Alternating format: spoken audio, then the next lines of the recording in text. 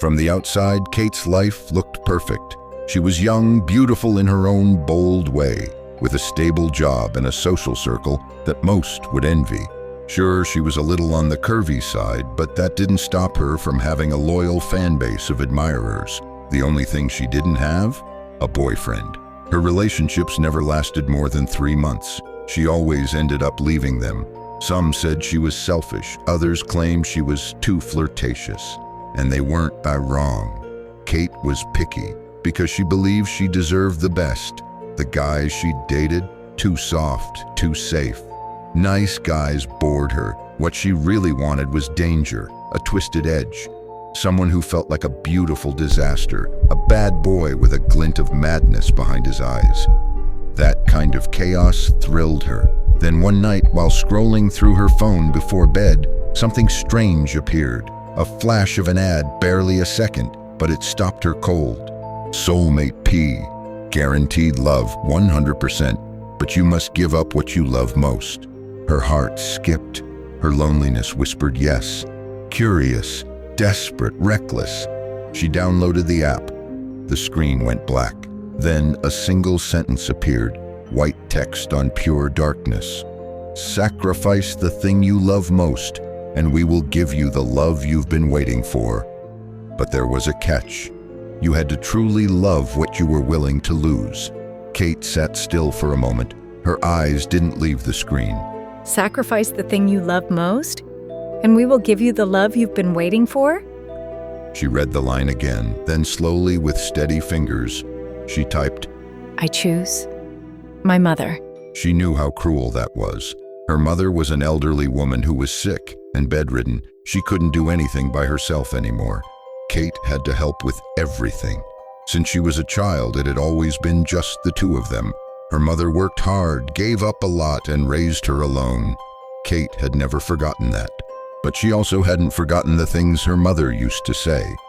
The harsh comments, the constant criticism. Even when she tried her best, it never seemed good enough. The words had hurt her in ways no one could see. Some of them still echoed in her mind after all these years. Her mother raised her well.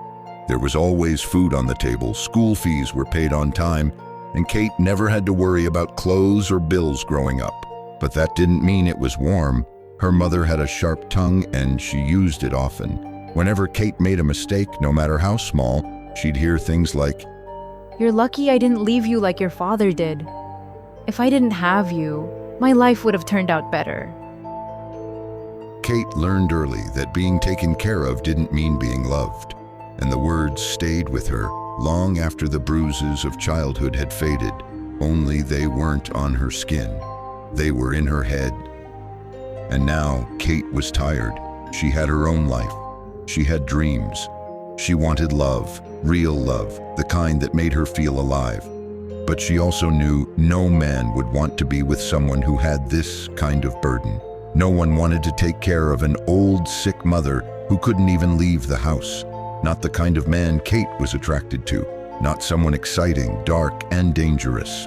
Not the kind of person who made her heart race. Maybe. If her mother was already close to the end, this wouldn't really make a difference. And besides, it was just an app.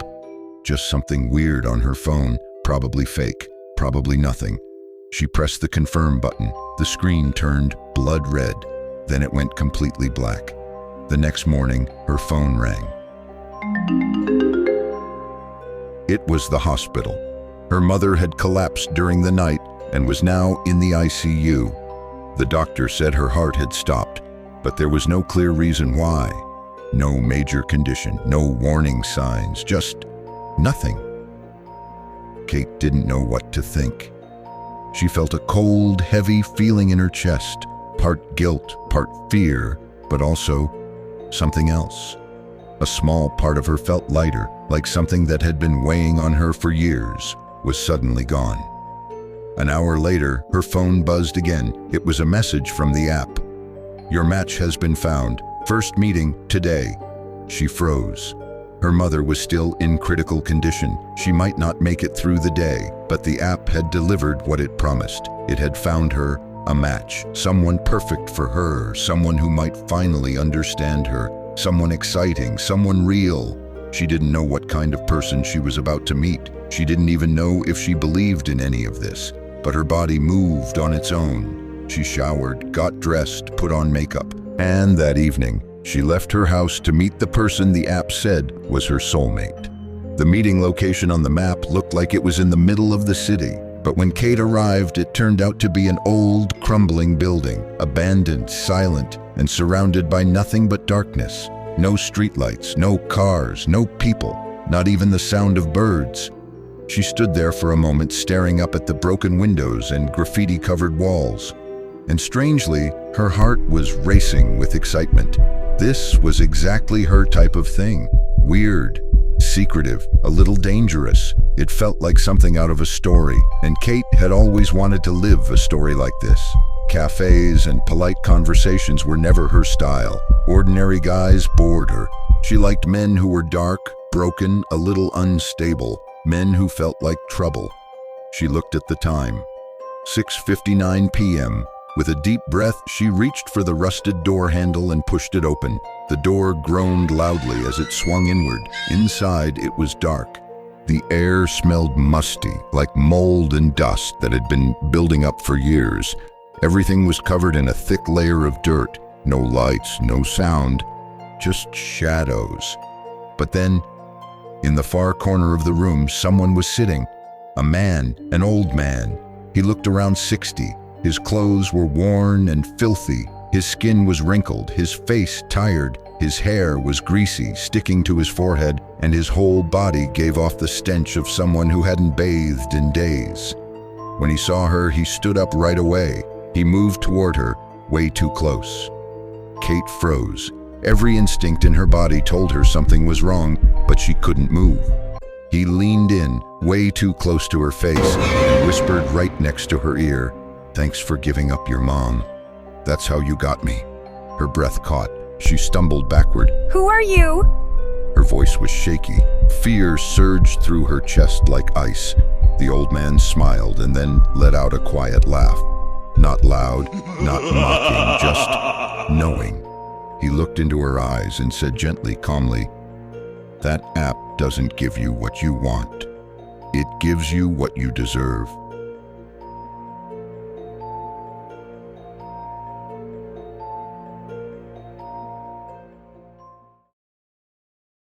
In a quiet little town on the corner of Main Street stood a diner called Green Fork Diner. It had been serving locals for decades, known far and wide for its thick, juicy steaks that sent mouth-watering aromas drifting through the streets, a scent that kept customers coming back again and again. Ben, a young man in his early 20s, worked as one of the diner's delivery guys. He'd been with the place for a while, dependable, hard-working, and never one to complain no matter how tough the shift got. His reason? He was saving up for his dream pickup truck, a deep red, pre-owned beauty he'd spotted at a local dealership just a few days ago. It was the first real goal he'd set for himself, something he wanted to earn with his own hands. But while the Green Fork Diner had earned its reputation for classic flavors and old-school charm, there was another reason folks in town knew the name. Nobody lasts more than one night on the graveyard shift at the Green Fork Diner. Every evening, as soon as the sun dipped below the horizon, the diner would stop taking delivery orders. Exactly at 7 p.m. Not because there weren't any late-night customers, but because no employee dared take on deliveries after dark. Even though management offered double pay for the night shift, not a single person ever made it through a second night. Some who dared to take the risk quit the very next morning. Others vanished without a word. Their families called the diner looking for them. No one knew anything. Their faces eventually turned into photos on missing person flyers, in local news reports, and in desperate social media posts begging for answers. The diner's owner, Thomas, a man in his early 40s with a stern face but a sincere heart, always tried to talk to his staff politely. "You don't need to take many orders," he'd say. "Just one box, one house, quick trip out and back. I just need someone, anyone." but everyone avoided his gaze. No one volunteered. Even when he raised the pay from double to triple, not a soul moved. Ben stood quietly in the back corner of the delivery room.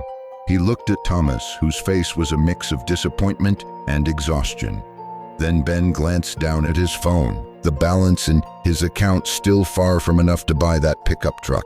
And in that instant, he made up his mind. Okay, I'll do it. Ben said calmly, breaking the silence in the room. Everything seemed to stop. The other employees turned to stare at him, some with wood eyes, others slowly shaking their heads. Ben, don't you know people have tried before? It's not about being scared, it's just weird. Everyone who's gone out after 7 p.m., none of them ever came back to work. But Ben spoke with a steady, determined voice. I'll give it a try. Just one order, right? Thomas looked him in the eye, silent for a moment, then gave a slow nod. He seemed like he wanted to say something, but chose not to. All right, tomorrow night, you'll be the one doing deliveries after 7 p.m. And that was the beginning of the night that would change Ben's life forever. His first graveyard shift started off without a hitch, or at least, that's what Ben thought. Green Fork Diner was still buzzing, surprisingly lively even after 8 p.m. Ben stood in the back behind the kitchen. It's 9:50. 10 more minutes until closing, and he hadn't received a single delivery order. Ben thought to himself, Not bad at all. No orders, triple pay, no need to risk anything or run around in the dark. Easy money. he chuckled quietly at the thought, but then a loud chime came from the order tablet in front of him. The screen lit up with a new notification. Order number 666. Customer, Madam Elira. Ben immediately frowned. It wasn't just the creepy number that gave him pause. The order itself was beyond bizarre. Raw meat? And clippings of hair and fingernails from anyone? He muttered, rereading the order, hoping he'd misunderstood it somehow. But no, that's exactly what it said. There was nothing like that on the Green Fork Diner's menu. So Ben did the only thing he could. He went to the one person who might have answers, Thomas. The owner stood silently by the stove in the kitchen, unusually still. When Ben handed him the tablet, Thomas took it slowly. His eyes didn't show surprise. Instead, they were filled with hesitation, as if he were hiding something. He stayed quiet for a long moment. Then, without a word, he opened a cooler beneath the counter and pulled out a large piece of raw meat wrapped in white cloth. He placed it into a delivery bag, still silent. Then he leaned in toward Ben and whispered softly, "Put some of your hair and nails in with it. And once you knock on the door, don't turn around, no matter what." Ben froze, confused. Who was this customer? Thomas said nothing more. He just folded a small piece of paper and handed it to Ben. There was no address in the system, no location, not even a street name. The paper simply read, "Old wooden house at the end of lane 13, no house number, the door will already be open." A chill ran down Ben's spine, but he told himself it was probably just the late night air getting to him. At exactly 10 p.m., he left the diner on his scooter. The streets were quiet now. Streetlights grew fewer and dimmer the farther he went. He followed the directions Thomas gave him, and as soon as he turned onto lane 13, the atmosphere changed. An old wooden house emerged from the darkness like it had stepped out of a fading mist. The front door was slightly ajar, as if it had been waiting for him. No lights, no sounds, no signs of life. Ben stepped off his scooter, took the delivery bag in hand, and inhaled deeply before placing it on the ground in front of the door. He still hadn't added his own hair or fingernail clippings. He hadn't quite worked up the courage. He raised his hand and knocked 3 times, just like he would on a morning shift. Suddenly, the door creaked open on its own. From within the shadows, a voice drifted out. "Why didn't you follow the instructions?" Ben froze in place. His heart thudded against his ribs with a sickening force. He stood there, ears ringing. The only sound he could hear was his own heartbeat. Then Thomas's words came rushing back. "Don't turn around after you knock on the door, no matter what." Ben took a sharp breath, clenched his jaw, and started walking away. Fast. Every fiber in his body wanted to run. But then, footsteps, racing up behind him. Fast. Too fast. And close. He turned around instantly. What he saw stopped his breath. An old woman stood inches from his face. So close she was almost touching him. Ben jolted, every muscle locking up. He stood frozen, as if cursed. The old woman, her hair was long, unnaturally long, dragging across the ground like a tattered veil of white. Her skin was pale, almost gray, like it hadn't seen sunlight in years. Her eyes were clouded, lifeless, no light, no reflection, no trace of humanity. But what chilled Ben the most was her smile. A smile stretched far too wide, as if her lips might tear all the way to her ears. It wasn't gentle, it wasn't human, it was wrong. Ben didn't know if she was a person or something else entirely, and he didn't have time to find out. He turned and ran with everything he had. No second glance, no hesitation. He sprinted to his scooter, kicked it to life, and sped out of that alley like death itself was chasing him. His heart pounded like it might explode. His limbs felt ready to collapse at any second. He didn't know what she was, but he knew one thing. He should never have been there. From that night on, Ben understood. He finally understood why no one ever took the night shift. Not for double pay, not for triple, not even for more. It wasn't about the danger, it wasn't just hard work. It was a job that people didn't come back from. And yet, even after everything, a question still haunted him. Who was that old woman? Was she real, or was she something else? And more importantly, why did she want fingernails and hair? It wasn't random. It wasn't a joke. She wanted something from the human body. Ben didn't know what to do the next day. He tried to calm himself down, telling himself it was over. It was just one night. Sitting alone in his small room, he stared at the photo of the red pickup truck he'd taped to the wall, the same truck he'd been dreaming of for months. That old photo had always been his motivation, his reason for working so hard. Just a little longer. I'll have enough saved soon, and then I'm done. But before that, he had made up his mind. Tomorrow, he was going back to the diner, and he was going to find out the truth. The next night, Ben walked back into Green Fork Diner. But something had changed. He didn't feel the same. The place didn't feel the same. He walked straight to Thomas. Mr. Thomas, I need to know, what did I deliver that night, and who was that woman? Thomas said nothing, not a word. Ben didn't stop there. He turned to the other staff, asking them one by one. They all shook their heads. Some pretended not to hear. Some avoided his gaze altogether. It was like there was an invisible wall of silence around the place. Until Emily, one of the waitresses who had worked there for several months, quietly motioned him to the back of the diner. She glanced around nervously before speaking, her voice barely louder than a whisper. Before Thomas opened this diner, he ran a few others in different towns, but none of them worked out. No customers, no luck. Then one day, he started talking about getting help. Not from investors, from people who deal in black magic. Emily didn't even get to finish her sentence. Heavy footsteps echoed nearby. Thomas was standing right there, his face full of anger. "That's enough. Go do your jobs," he said sharply, his voice cutting through the night air. Emily went pale. Ben glanced at her before they quietly went their separate ways. All night, Ben looked for Emily again, but she was gone. She wasn't at the diner, and no one seemed to know where she had gone. Ben started to wonder, was she fired? Guilt gnawed at him.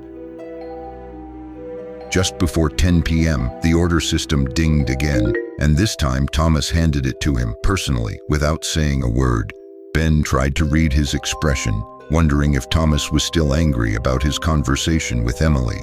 He took the food bag from Thomas. It was wrapped tighter than usual, and it felt heavier, like he was carrying a rock. Then he noticed a strand of hair inside the bag, hair that looked like Emily's. For a moment, He felt a strange sense of relief. Maybe she hadn't been fired. Maybe she was still here. Ben took a deep breath and rode off on his scooter, heading toward the same house as before. When he arrived, the front door was still slightly open, just like last time. No lights, no sounds. But tonight, the whole house seemed to breathe out a strange chill, like it was expecting him. He didn't knock, didn't call out. He simply placed the bag on the front step and turned away immediately. But he hadn't even left the house yet when the floor beneath his feet began to sink. He stepped back, but it was too late. The floor gave way, revealing something hidden beneath it. Ben looked down, and what he saw were bodies. Several bodies. They were buried beneath the tile floor. Some were still wearing the Green Fork Diner delivery uniforms, but their faces were twisted, their skin pale as if they had been soaked in something. They were buried in the floor. Ben understood immediately. They were former employees, and he was about to become the next one. He lunged out of the house without thinking, desperate to escape. Ben rode his scooter aimlessly, not looking back. He didn't care about going back to work anymore. In his mind, there was only one thought: run as far away as possible. He survived that night. But from that point on, Ben never returned to Green Fork Diner, and no one ever saw him again as a delivery worker.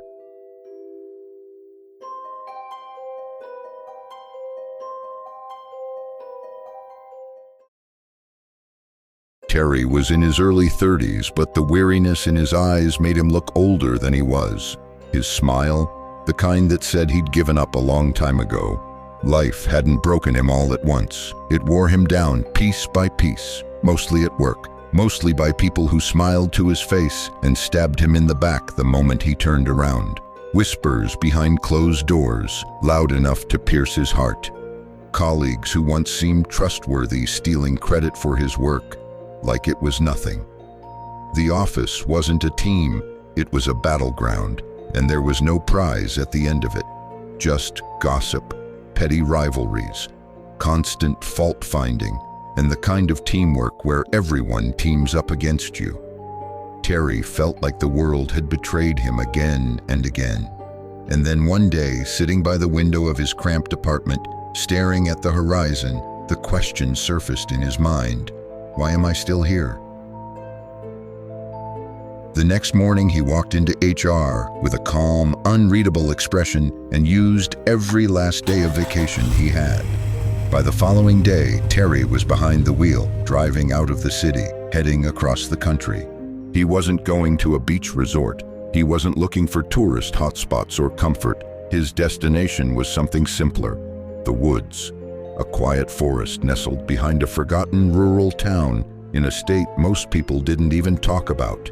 No cell service, no distractions, nothing but trees, stillness, and the kind of peace he hadn't felt in years. As soon as Terry stepped out of the car, the scent of earth hit his nose, damp, rich, and real. Birds chirped somewhere above, their songs drifting on a soft breeze. The air felt different here, clean, untouched. He had almost forgotten what that felt like. Something inside him stirred, something that had been asleep for a long time. With only a small pack slung over his shoulder, Terry walked slowly into the forest. There were no trail markers, no tourists, no footprints. Just a path shaped by time and nature. Sunlight filtered through the tall canopy, shadows dancing as leaves swayed in the wind. The ground beneath his boots was soft, cool, and damp. And with each step he took deeper into the woods, the noise of the outside world faded behind him. Terry had only planned to hike for a few hours, breathe in some fresh air, and head back to the hotel for the night. But when he returned, sweaty and covered in dirt, the look from the front desk clerk stopped him cold. The young woman behind the counter didn't even try to hide the judgment in her eyes. She scanned him from head to toe like he was some homeless drifter who'd wandered in off the street, not a paying guest like everyone else. The service was nothing like what the other guests received. Terry didn't argue. He didn't demand anything, but deep down, the familiar sting returned. That quiet ache of being dismissed, looked down on, treated like he didn't matter. Again. That night, he made a different choice. Without a word, he turned and walked back into the woods. Something about the trees, the open sky, and the silence felt more welcoming than any building filled with people who refused to see him. Then, exhausted, he stretched out on the ground and slowly drifted off to sleep. But the darkness of the forest doesn't always bring peace. In the middle of the night, whether it was a dream or something else entirely, Terry felt his body lift off the ground. Slowly, weightlessly, he rose into the air as a thick gray mist swirled around him, curling in from all directions. Then he heard a voice. You who ran from the world. You who lost faith in mankind. Terry turned toward the sound, and there, in the shadowy swirl of the fog, stood something. It wasn't human, it wasn't an animal. Its form defied all familiar shapes, shifting and uncertain. Its eyes, however, strange, silent, steady, watched him with a calm that chilled him to the core. You were cast aside by the world, but tonight, I offer you a choice. There are two paths before you. One, leave this world behind. Step into a place no human knows, no soul remembers. You will be free of all burdens forever. You will vanish from the world, not forgotten, simply erased. Or two, return to the world you knew, but this time with power. Power no one else holds. Power to rise, to stand, to make every last one of them pay. Terry's heart pounded. Rage, hurt, that hidden yearning buried deep in his chest, it surged to the surface. And deep down, he knew this wasn't just a dream, this was the turning point, and whatever choice he made tonight would change everything. The idea of a new life in some hidden realm had a strange pull, especially for someone like Terry, who was tired of the world. But it was vague, too vague. Yes, the world was cruel, full of liars, users, and backstabbers, but it was his world. He knew its corners. He knew who had wronged him, and more importantly, he knew who deserved what was coming. So he answered, "Give me the power, and I'll handle them myself." The moment the last word left his lips, everything collapsed. The fog swallowed him whole, and his body dropped into a swirling black abyss that felt endless and cold. And then, silence. Everything went dark. Terry jolted awake. It was morning. Sunlight filtered through the branches overhead. The fire was out. The forest was still. He packed up in silence, walked out of the woods, and returned to the hotel. There, at the counter, stood the same front desk clerk. She barely looked at him, just tossed a quick glance upward, her expression full of boredom, then something colder, disdain. Terry stood still, without thinking, without knowing why. The words slipped from his lips. Disappear. He didn't raise his voice. He barely whispered. But in that instant, the woman froze. And then, she vanished. No flash, no sound, nothing. She was simply gone. Terry stared at the empty space behind the counter, blinking in disbelief. Desperately, he jumped in the shower, hoping the water would wash away the panic. But when he stepped out and checked again, the front desk clerk was still gone. Terry picked up the phone and dialed the front desk. The line rang and rang. No answer, no automated message, no voicemail, just silence. So he waited, sat in the lobby for hours trying to make sense of it, staring at the same empty counter. Eventually, long after sunset, a young man in a night shift uniform walked in and stopped short, puzzled by Terry's presence. Excuse me, sir, was the day shift clerk not here when you came down?" "She was," Terry replied, his voice flat. He didn't elaborate. He simply paid his bill, checked out in silence, and walked away. The highway was nearly deserted that night. He drove under a sky smeared with stars, his headlights cutting through the dark.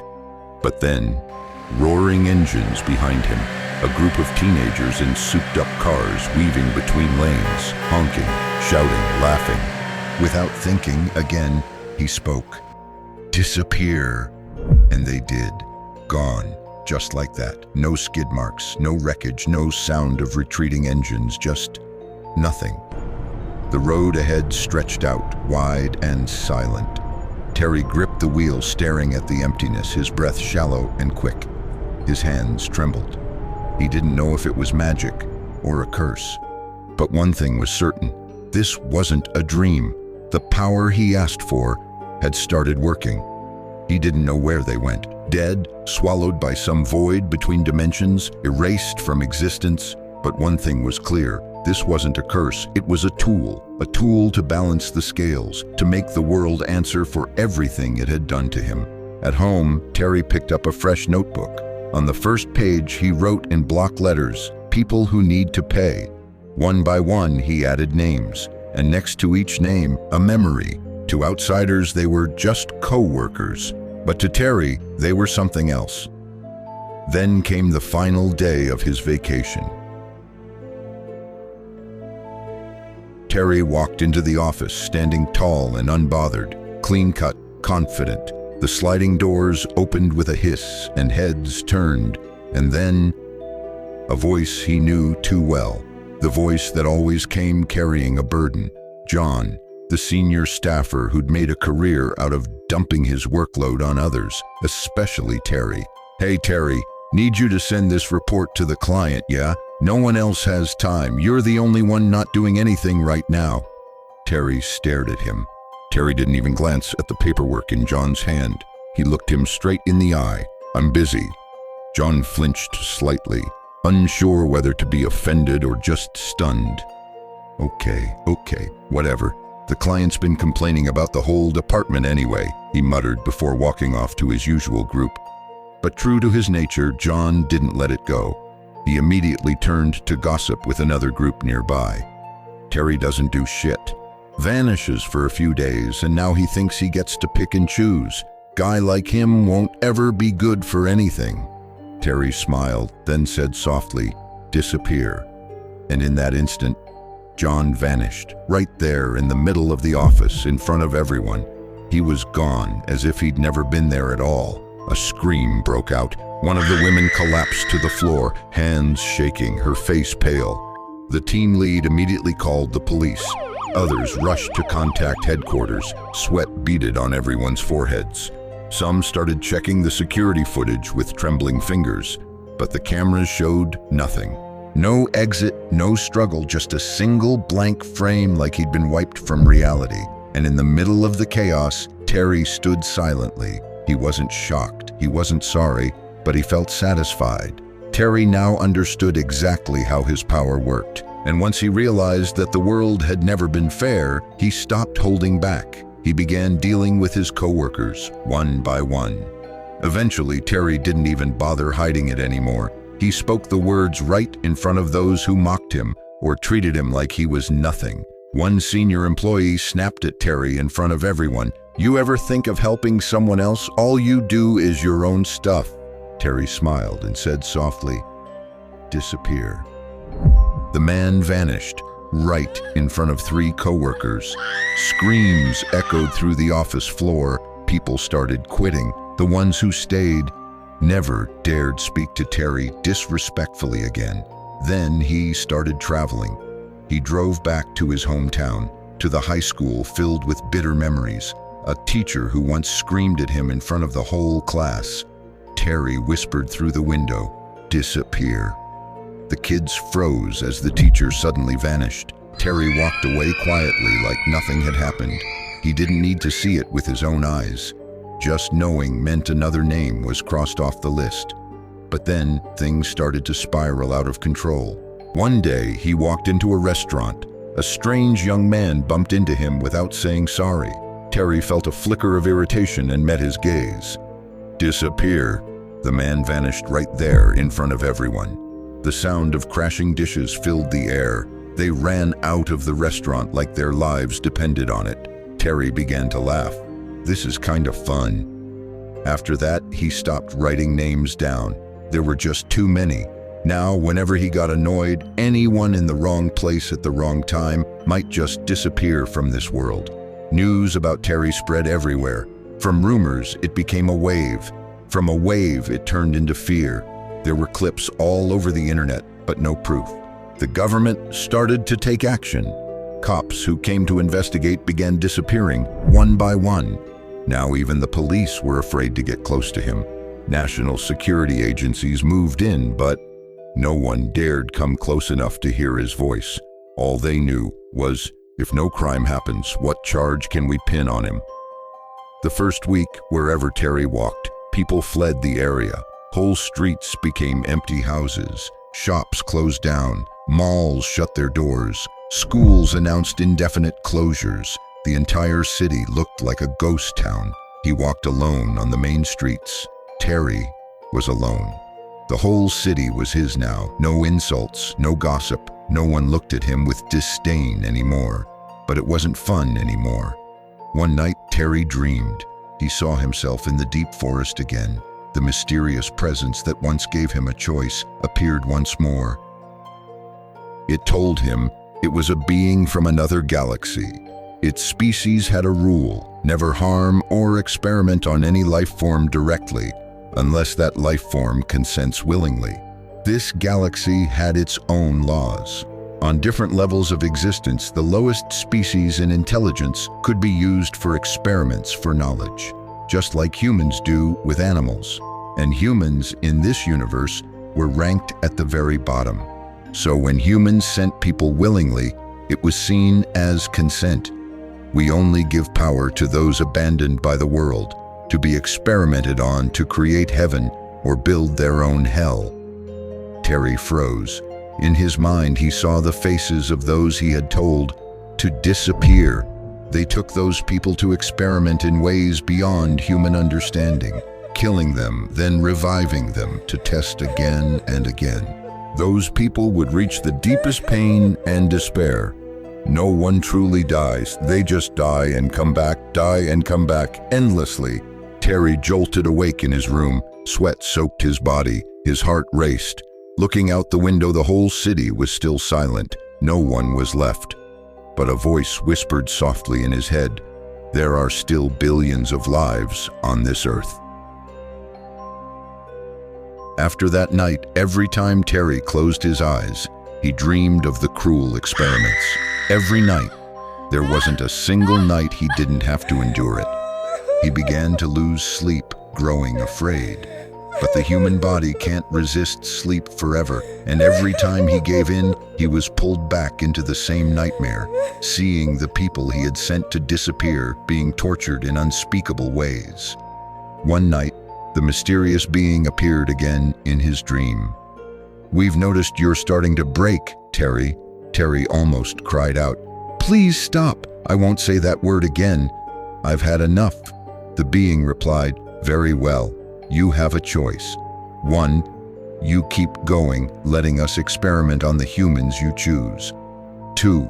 You stop, but your power will be transferred to those you sent before. They will awaken with powers far more terrifying than yours, and we will let them experiment too, starting with you." Terry froze. His eyes widened. It wasn't fair. "This is madness, unfair. Why must I choose this?" The being answered with a calm voice. These are our rules, not yours.